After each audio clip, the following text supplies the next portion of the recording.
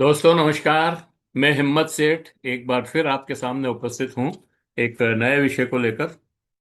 दोस्तों आज हम बात करेंगे, बहुत दिनों से हमने पुस्तक पे बात नहीं की, तो आज हम एक पुस्तक पे बात करेंगे। पुस्तक है मताई और लिखने वाली है डॉक्टर सुनीता गोगरा। मैं थोड़ी सी बात सुनीता गोगरा के बारे में करना चाहता हूँ। और सुनीता गोगरा जी, अ, वेलाराम गोगरा जो एक नेता भी कह सकते हैं उनको, और सामाजिक कार्यकर्ता तो है ही वो। और कौन सी पार्टी थी उनकी? आदिवासी बीटीपी, भारतीय ट्रैवल पार्टी। भारतीय ट्राइबल पार्टी के वो राजस्थान के अध्यक्ष थे। उनकी पुत्री है सुनीता गोगरा। गोगरा। और एक गणेश गोगरा जो डूंगरपुर से विधायक हैं, या पहले थे हैं। शायद, अभी भी हैं। उनकी बहन है। तो ये तो एक बात हुई। दूसरी बात ये है कि वो शिक्षिका है।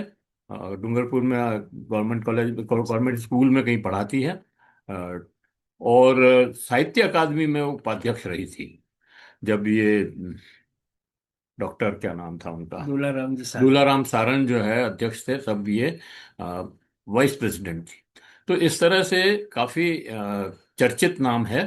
और ये मताई जो किताब, मतलब ये जो उपन्यास लिखा है, ये आदिवासियों पे ही बेस्ड है। और इसमें मतलब काफी आदिवासियों के बारे में जानकारी दी गई है। ये सारी जानकारी जिस पर हम चर्चा करेंगे। चर्चा में हमारे साथ हैं हेमेंद्र चंडालिया। और हेमेंद्र चंडालिया का परिचय देने की वैसे विशेष जरूरत नहीं है। वो श्रमजीवी कॉलेज और जनार्दन राय नागर विश्वविद्यालय में प्रोफेसर थे, अंग्रेजी पढ़ाते थे। और अ, हरियाणा सेंट्रल यूनिवर्सिटी में भी कुछ समय के लिए वाइस चांसलर रहे हैं। तो और हमारे दोस्त हैं, हमारे अखबार के संपादक हैं। तो इससे ज़्यादा परिचय देने की मेरी समझ में कोई जरूरत है नहीं।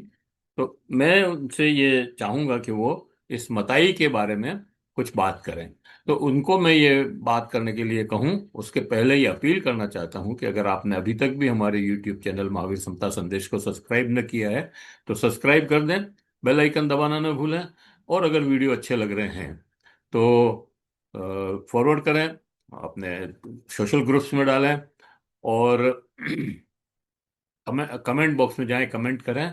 और ये बताएं कि ये वीडियो आपको कैसा लगा। इसके ऊपर आपके सुझाव भी दें। आपके कमेंट और सुझाव हमें और बेहतर करने की ओर अग्रसर करेंगे। तो अगर आपने अभी तक भी हमारे YouTube चैनल महावीर समता संदेश को सब्सक्राइब न किया है तो सब्सक्राइब कर लें, बेल आइकन दबाना न भूलें। जय हिंद, जय भारत। तो अब मैं हेमेंद्र चंडालिया से निवेदन करता हूँ। अ, चंडालिया सर, आपका बहुत बहुत आभार कि आपने समय निकाल करके इस प्लेटफॉर्म पर आते हैं। अ, आपने तो सुनीता गोगरा के साथ साहित्य अकादमी में भी काम किया है, जब आप वहाँ मेंबर थे, वो उपाध्यक्ष थी। तो आप उसके बारे में और इस उपन्यास के बारे में हमारे दर्शकों को कुछ बताएं। धन्यवाद सेठ साहब। मताई के बारे में बात करना अपने आप ये में तो एक आपको बहुत ही आएगी नहीं। सुखद अनुभव है। और जब सुनीता जी ने ये पुस्तक मुझे दी तो उसको मैं तुरंत ही पढ़ गया। ये एक उपन्यास है जो आदिवासी संस्कृति और जीवन का एक बहुत ही जीवंत प्रतिबिंब हमारे सामने रखता है। पूरे दुनिया में आदिवासी जीवन के विविध रंग हैं, अलग अलग लोगों ने उनके बारे में लिखा है। अमेरिका में जो वहाँ के रेडिनियंस थे, जिनको नेटिव अमेरिकन्स कहा जाता है, वहाँ के मूल निवासी हैं, उनमें भी बहुत सारे साहित्यकार हैं, पहले भी हुए हैं। और एक कवयित्री हैं जॉय हर्जो नाम से, जो अमेरिका की पोएट लॉरेट रहीं 2019 के आसपास, लगभग 3 वर्षों तक। तो सारी दुनिया में आदिवासी साहित्य ने पिछले लगभग एक शताब्दी में अपना स्थान बनाया है और उसको प्रमुखता से लोगों ने स्वीकार भी किया है। भारत में आदरणीय महाश्वेता देवी, रमणिका गुप्ता आदि ऐसे अनेक महत्वपूर्ण नाम हैं जिन्होंने आदिवासी जीवन को अपने लेखन में, अपनी कहानियों में, कविताओं में, उपन्यासों में बहुत अच्छे से चित्रित किया है। सुनीता जी के बारे में विशेषता यह है कि वे स्वयं उस समाज से आती हैं, आदिवासी परिवार से हैं, और जो एक परंपरा मौखिक साहित्य की थी, जो हम जोड़कर देखते हैं आदिवासी जीवन के साथ, कि जो उनका साहित्य है पूरे विश्व में, वो ज्यादातर मौखिक परंपरा का साहित्य रहा है, जिसको अंग्रेजी में हम ओरेचर या ओरल लिटरेचर कहते हैं। और वो एक पीढ़ी से दूसरी पीढ़ी में शब्दों के माध्यम से, मुख के माध्यम से जो कहा गया है उसको आगे और अगली पीढ़ी आगे बढ़ाती रही, इस तरह से विकसित होता हुआ रहा। अब जो पीढ़ी आई है, वो पीढ़ी इतनी सशक्त है भाषा की दृष्टि से, ज्ञान की दृष्टि से और अपनी समझ की दृष्टि से, कि अपने अनुभवों को लिख पा रही है। तो जो एक स्पोकन वर्ड था, जो बोला गया शब्द था, अब वो लिखे हुए शब्द में हमारे सामने आ रहा है। इसके अनेक लाभ हैं, और लाभ ये है कि हम पूरे विश्व में जहाँ जहाँ आदिवासी जीवन है, उसके लेखन को समझ सकते हैं, पढ़ सकते हैं, तुलना कर सकते हैं, और उनके भीतर जो एक केंद्रीय भाव है उसको पहचान सकते हैं। तो सुनीता जी के इस उपन्यास का शीर्षक मताई है, और मताई एक किस्म की आ, कल्पना है, जो एक देवी अनुभूति है, जिसको अपना ये आराध्य मानते हैं, और उन देवी अनुभूति की उपासना, उनके प्रति आराधना, वो अपना सर्वश्रेष्ठ दायित्व, सर्वश्रेष्ठ कर्म मानते हैं आदिवासी, इस उपन्यास के माध्यम से इस बात को हम समझते हैं। तो जो डिविनिटी है ट्राइबल वर्शिप पैटर्न्स के अंदर, उसको लेकर के भी एक लंबी चौड़ी बहस है, लेकिन फिलहाल उस बहस में हम लोग नहीं जाएंगे। पहाड़ को वो अपना एक तरह से आराध्य मानते हैं, चाहे वो उड़ीसा के आदिवासी हों, जो नियाम राजा पहाड़ी को अपनी देवता मानते हैं। उसी तरीके से दक्षिणी राजस्थान में यहाँ जो आदिवासी अंचल है, यहाँ भी मगरा बावजी की एक अवधारणा है, और पहाड़ को या मगरा को देवता मानते हैं। मताई उसी प्रकार की एक अवधारणा है। तो ये एक शीर्षक के संबंध में मेरा अपना जो समझ है, दृष्टिकोण है, उसको मैंने आपके सामने रखा। पुस्तक 2020 में प्रकाशित हुई है, इसका प्रथम संस्करण, और जयपुर में कलमकार मंच नाम से एक संस्था है, उन्होंने इसे प्रकाशित किया है। जो मजेदार बात है इस पुस्तक को लेकर के, वो ये है कि इस पुस्तक को सुनीता जी ने अपने दादा दादी, नाना नानी और पूर्वजों को समर्पित किया है।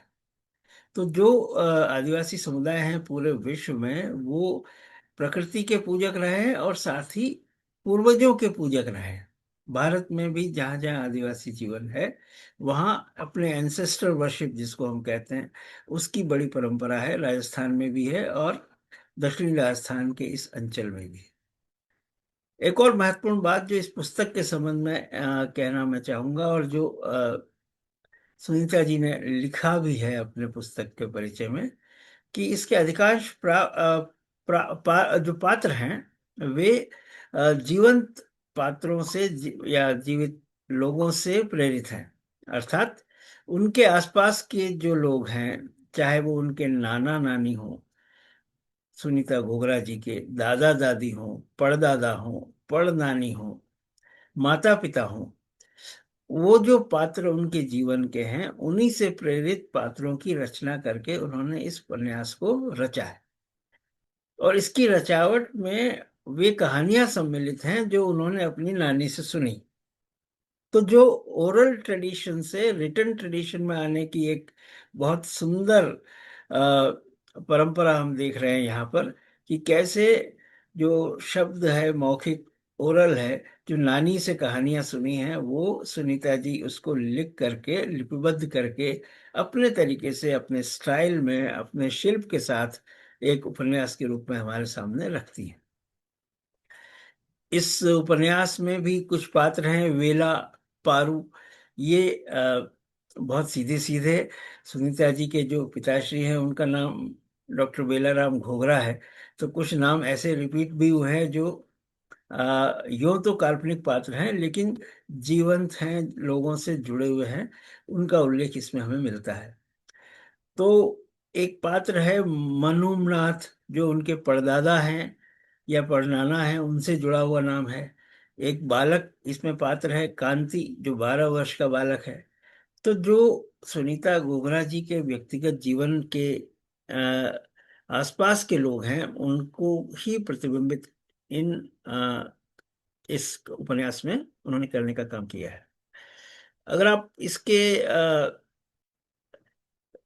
अध्यायों के क्रमानुक्रम को देखें तो वो भी जो हम आदिवासी जीवन के महत्वपूर्ण अंग समझते हैं उन्हीं से जुड़े हुए हैं। पहला जो अध्याय है वो है कायदे शिकार के। दूसरा है जंगल की भूल भुलैया। तीसरा है जय जोहार। चौथा भोपा और जड़ी बूटी। पांचवा वानर बल। छठा मेला। सातवां लाड़ी अथवा दुल्हन। आठवां नागमणि। नवा मताई। 10वां पारू। 11वां कांति। 12वां महुए। 13 पेमा काका। 14 झगड़ा और 5वां जमाई। तो ये जो नाम हैं वो व्यक्तियों के नाम हैं, वो कुछ घटनाओं के नाम हैं, वो कुछ आदिवासी जीवन से जुड़े हुए महत्वपूर्ण जो विचार हैं उनके भी नाम हैं। तो इस तरह से एक दस्तावेज हमारे सामने है जो आदिवासी जीवन के विभिन्न आयामों को हमारे सामने रखता है। एक साहित्य के विद्यार्थी के रूप में जब मैं इस उपन्यास को देखता हूं तो मुझे उसमें दो तीन महत्वपूर्ण चीजें समझ में आती हैं। पहला कि ये उपन्यास यथार्थ परख होते होते फैंटेसी की भी एक झलक हमें देता है। फैंटेसी यानी एक प्रकार की ऐसी रोमांचक कल्पनात्मकता जो किसी भी उपन्यास को या कहानी को जीवन से नजदीक से जोड़ती भी है और उसमें कल्पना की उड़ान की पूरी संभावना भी रखती है। तो इसमें आप देखेंगे कि जब इस उपन्यास को आप पढ़ते हैं तो उसमें पशु और मनुष्य उसके बीच का संवाद भी है। ऐसा लगता है कि जो शेर है, गेंडे हैं और पशु पक्षी हैं, वानर हैं, उनसे मनुष्य बात कर पा रहा है। तो ये यथार्थ रूप में तो लगता है कि शायद संभव नहीं है, लेकिन अगर आप आदिवासी जीवन के नजदीक जाकर के देखें तो लगता है इस किस्म के संवाद की किसी न किसी रूप में संभावना हो सकती है। दूसरी बात जो आप इसमें देखेंगे महत्वपूर्ण, वो ये है कि एक अलग ही काल्पनिक संसार की इसमें रचना है। वो लगभग एक यूटोपिया जैसा है, एक स्वर्ग जैसा है। वहां सब कुछ इतना आनंदमय है। बहुत मधुर हवा बह रही है, बहुत साफ झरने हैं, झीलें हैं, वह भी बहुत सुंदर हैं और बहुत ही स्वच्छ जल से भरी हुई हैं। पहाड़ हैं, वहां पर प्रेम है। आदिवासी परंपरा में विवाह की जिस प्रकार की परंपराएं हैं उनका चित्रण है। शिकार का बहुत सुंदर चित्रण है। और जो शारीरिक सौष्ठव आदिवासी युवाओं और महिलाओं का रहता है उनका भी बड़ा सुंदर वर्णन है।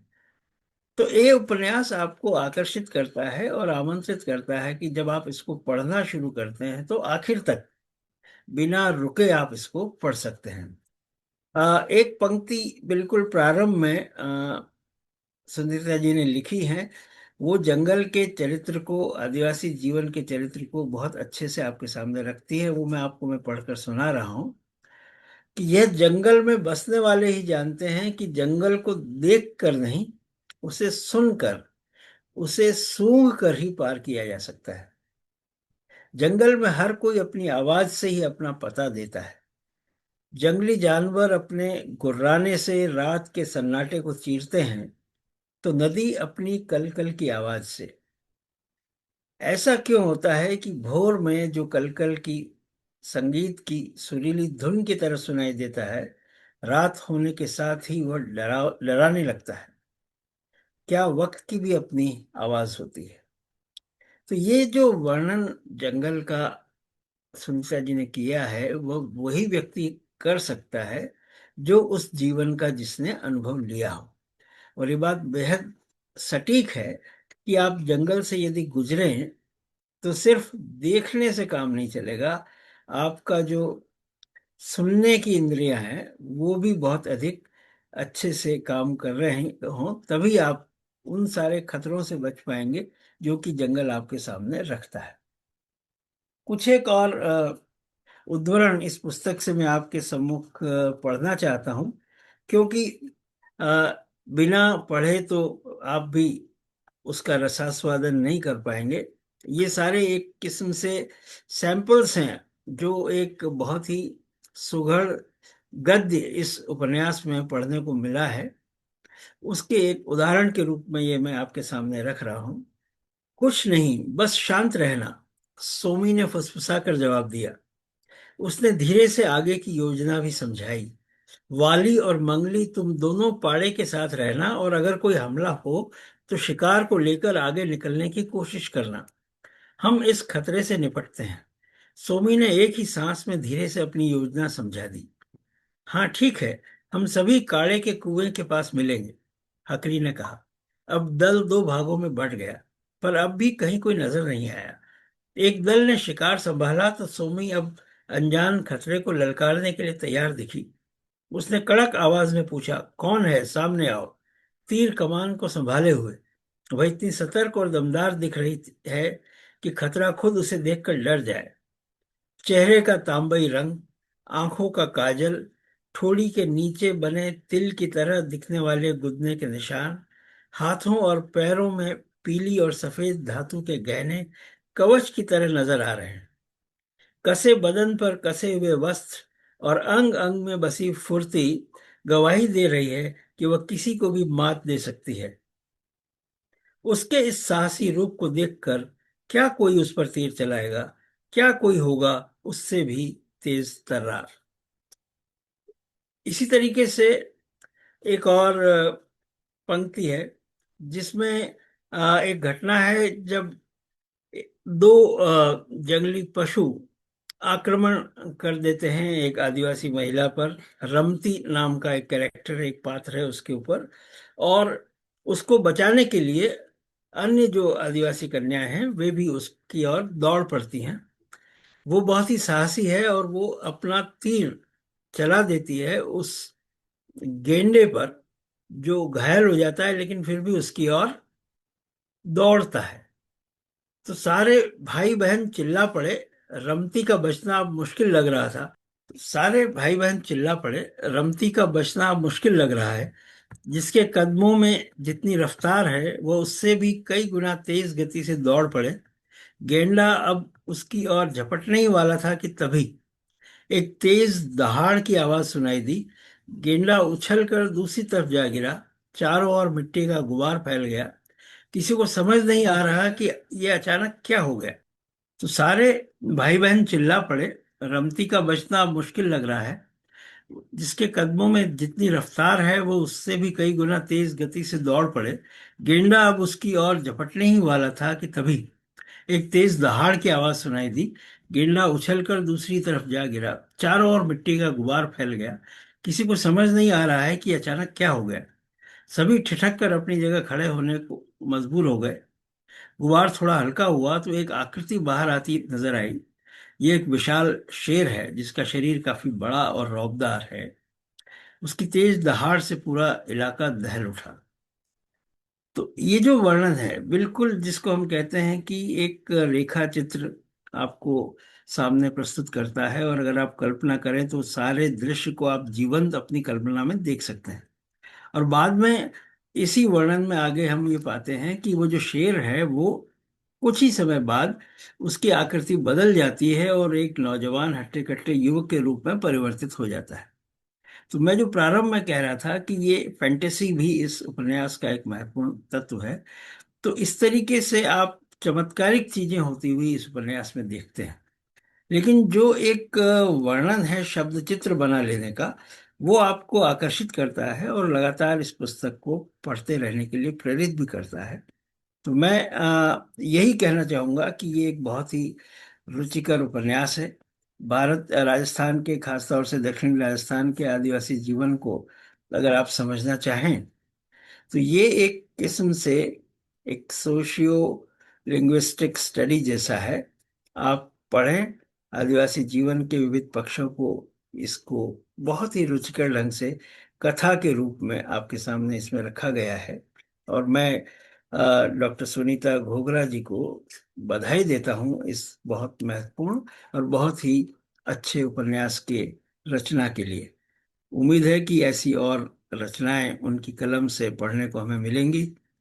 और राजस्थान में ही नहीं, देश में वे आदिवासी लेखिका के रूप में अपने आप को बहुत अच्छे से प्रतिष्ठित कर पाएंगी। धन्यवाद। जय हिंद। बहुत बहुत आभार चंडालिया सर, आपने जो सुनीता जी के उपन्यास और उनके कृतित्व के बारे में बतलाया। वेलाराम गोगरा जी हमारे भी मित्र हैं, और हालांकि मैं सुनीता जी से कभी मिल नहीं पाया, नाम जरूर सुना था मैंने काफ़ी, और राजस्थान अकादमी के कार्यक्रमों में भी मैं कभी कभी जाता था, तो वहाँ दिखती जरूर थी, लेकिन कभी बातचीत नहीं हुई। अ, मैं समझता हूँ कि इस उपन्यास के माध्यम से उन्होंने एक आदिवासी कल्चर को जीवंत इसमें दिया है। मैं भी चाहूंगा इस पुस्तक को पढ़ना, अभी मैंने पढ़ी नहीं है हालांकि। तो यहीं पे इस बात को समाप्त करते हैं। आशा करते हैं कि आपको ये वीडियो अच्छा लगा होगा। अच्छा लगा हो तो कमेंट बॉक्स में जाकर बताएं कि आपको कैसा लगा, और अच्छा लगा हो तो लाइक करें, फॉरवर्ड करें, और लोगों को भेजें। और अभी तक भी अगर आपने हमारे यूट्यूब चैनल महावीर समता संदेश को सब्सक्राइब न किया है तो सब्सक्राइब कर लें, बेल आइकन दबाना न भूलें। आप देख रहे हैं कि हम महावीर समता संदेश के माध्यम से लगातार साहित्य पर चर्चा कर रहे हैं, और साहित्यकारों से भी हम को आह्वान करते हैं कि वो आएं, हमारे इस मंच का उपयोग करें अपनी कविताओं के लिए, अपनी कहानियों के लिए, अपने उपन्यासों के लिए, अपनी पुस्तकों के लिए। तो इस आह्वान के बाद मैं इस वीडियो को समाप्त करता हूँ। जय हिंद, जय भारत। फिर मिलेंगे और किसी दूसरे वीडियो के साथ।